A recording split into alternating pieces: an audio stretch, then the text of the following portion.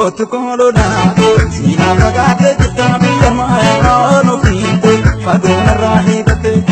faduano pinto, nagi na dube ya kaya kolo dunto, antiya unen kamte, tapi kolona,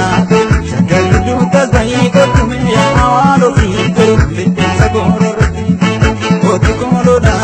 kalman sibu burange kalaya kolo dunto, kaya bageneti.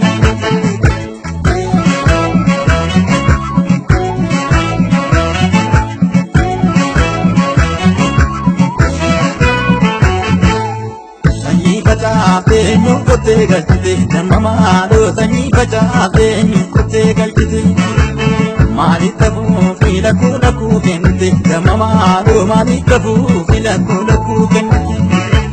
laalchatti